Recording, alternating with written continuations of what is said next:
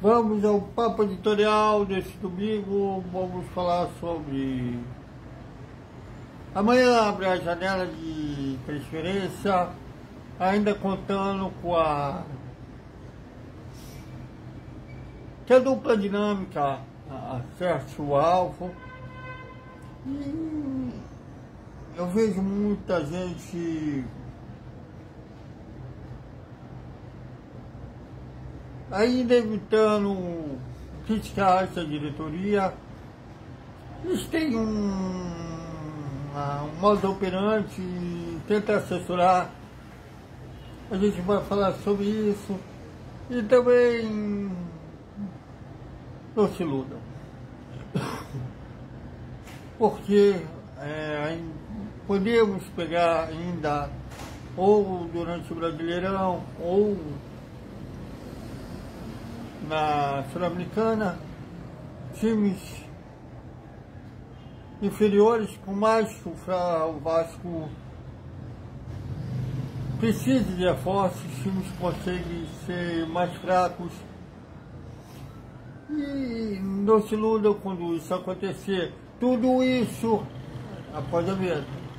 Salve, salve, galera do Vascão. Boa noite para todo mundo. Boa noite com educação a você, porque esse time não merece. Esse time é como aquele cara que faz tudo para ter aquela musa, aquela mulher que gostaria de ter uma vida, e para essa mulher você não é um cara certo para isso, não é o errado o suficiente para ela. É porque a torcida faz tudo por esse time, né? Carrega há 20 anos esse time nas costas, aturou 5 rebaixamentos, contando com a não subida de 2021, compra produtos oficiais e aquela máxima que o Vasco não merece a torcida que tem. E ontem, mais uma vez, o time decepcionou o seu torcedor e perdeu para o Bragantino por 2-0. Não sei se definir como boa notícia ou como algo menos ruim, é que os adversários diretos quanto ao rebaixamento também perderam, né? O São Paulo ontem, aliás, vai ser um jogo de 6 pontos daqui 12 dias, né? Quando acabar a data da FIFA curta, né? Que é esses jogos eliminatórios, dia 12 contra o São Paulo no Morumbi. O São Paulo ontem perdeu também para o Bahia por 2-1. O São Paulo está com 12 pontos, o Vasco com 10. Se o Vasco vencer, né, faz anos que o Vasco não venceu o São Paulo no Morumbi, a gente lembra saudosamente, sobre 89, um título brasileiro que foi lá, né, contra o São Paulo. Mas tem outras vitórias também contra o São Paulo lá no Morumbi. Mas tem anos que o Vasco não é mais um tabu, né, mostrando aí uma decadência esportiva do Vasco. No ano passado o Vasco quebrou um tabu que durava desde 2010 e não venceu o Corinthians nem em casa nem fora. Venceu em casa, né? Mas quanto ao São Paulo, tem esse tabu. Então, depois eu vou pesquisar a última vitória do Vasco contra o São Paulo no Morumbi. Deve ter também, ó, mais mão.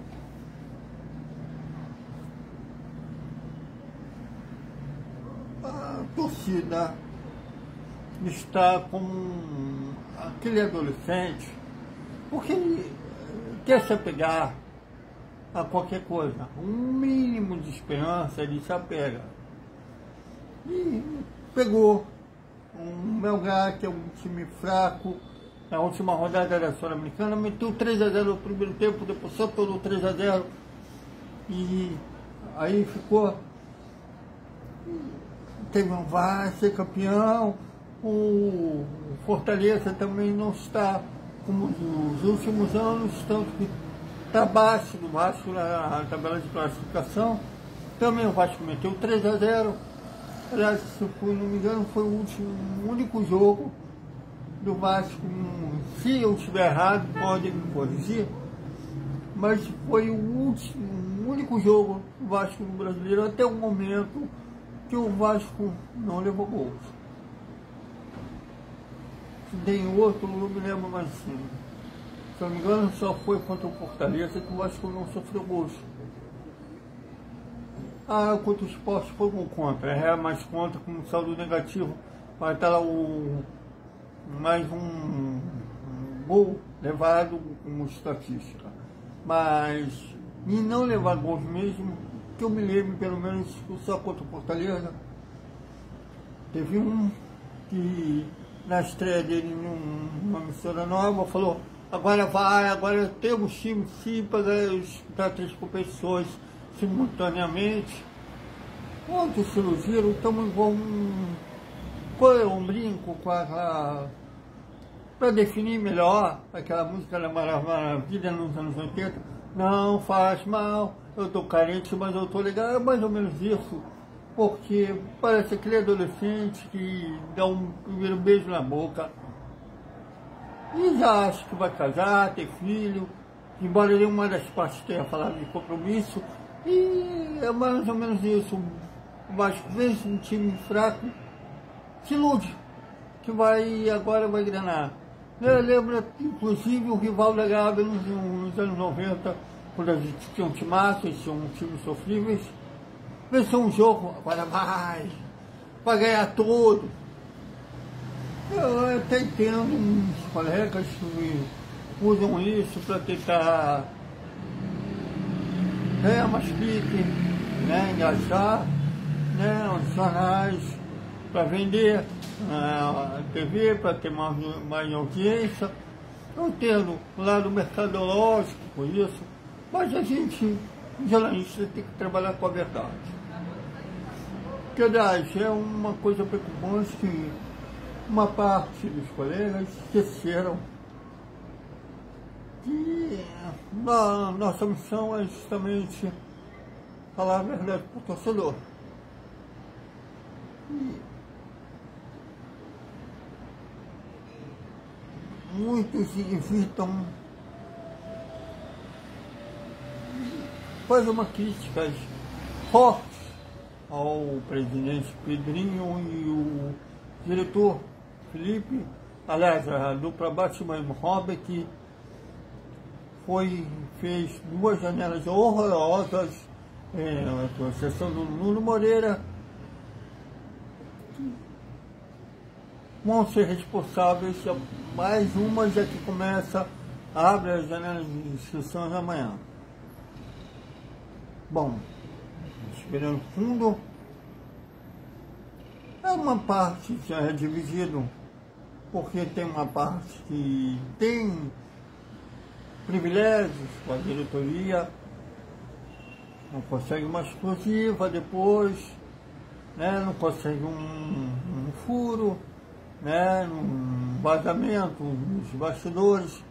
Vocês verem que foi um desses amigos da diretoria que vazaram que o Jair ganha 900 mil por mês.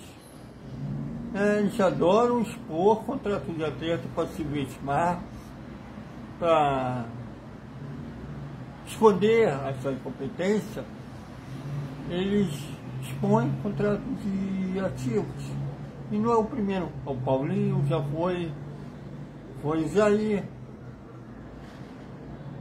Geralmente, claro, vindo da 77, porque se eles fizessem isso com atletas que eles contrataram, além de ser competentes, eles seriam burros. Incompetentes eles são, burros não são. Até porque eles são fortes na Justiça do Rio, fora do Rio, não quero ver ainda, mas dentro do Rio eles são fortes. Tanto o Palão Salomão já foi presidente da OAB Carioca, deve ser gol da malambrada. E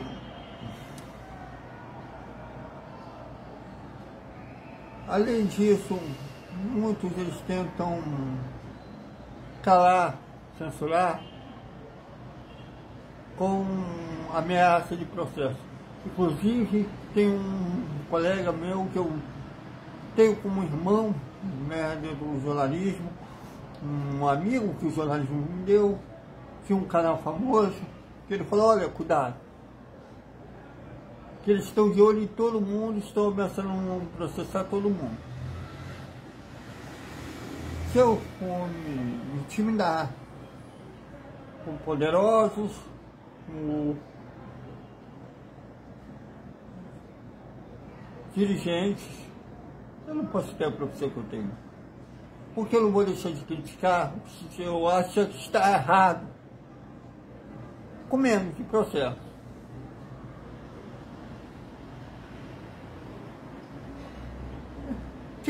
Se eles querem aplauso, eles que façam por onde, aliás, eles estão fazendo por onde. Continuo achando que eles não querem vender o Vasco, nada que eles fazem até o momento mostra ao contrário, façam quebrar a cara. Ah, Thiago, eles contrataram a G5 para achar investidor. Já contrataram outras empresas também, não aconteceu nada.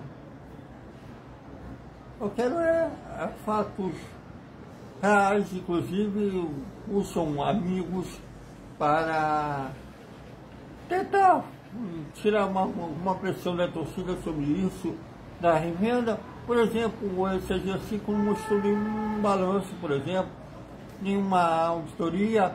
Aliás, estou devendo também, né, no associativo, um balanço auditado, que até agora nada também. Mas vamos chegar lá. A G5 não mostrou relatório nenhum, mas um porta-voz da diretoria disse que o G5, que o grego não tem credibilidade. Bom, eu acredito mais no Felipe Carregal, quando ele deu um contrato, uma entrevista, saída do seu trabalho braço.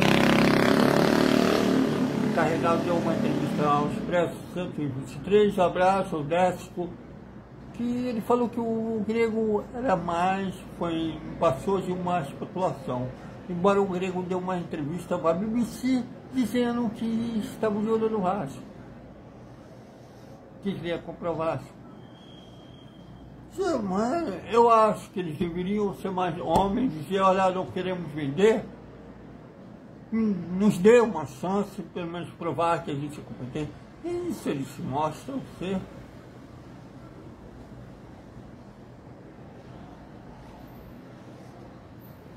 Bom, mas o que a gente pode esperar, infelizmente, eu não sei uma expressão, esperar, não espero nada de ninguém.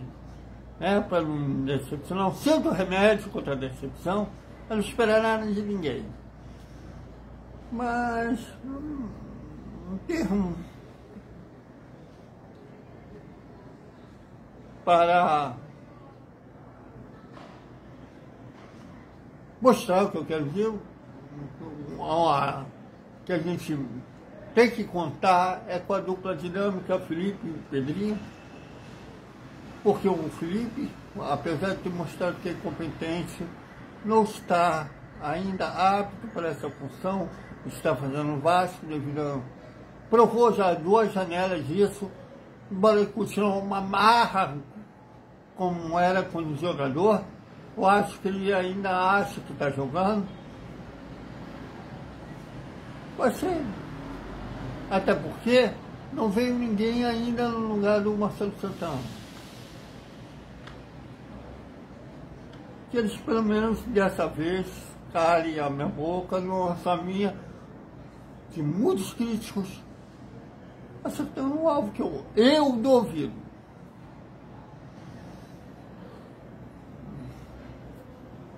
Tá mais para vir um outro Lorde Augusto, mas eu não quero ficar no lugar do salário do Dimitri Payet, até baixo, já que 1,5 milhão que o Dimitri Payet já vai ficar disponível, e tem torcedor aplaudindo,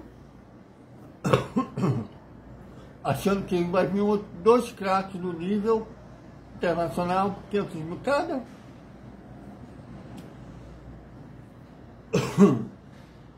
Mas o torcedor passou na onde entende. Eles que entendem de mercado sabem que não é isso.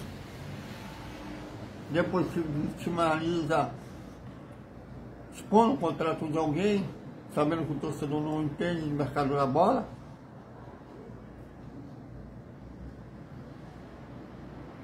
Mas eu desconfio muito, eu confio na dupla dinâmica. Vá acertar o alvo nessa janela no meio do ano. Fora que eles vivem um negacionismo, né? Uma realidade paralela. Pedrinho, o colega Jorge Silva disse que o Vasco é o time top 8. Ontem o Pedrinho, o Pedrinho na cabeça, o Diniz, quando o Lineker questionou ele sobre a falta de mobilidade do time, e deu uma resposta, ficou puto, como se o time fosse fosse móvel.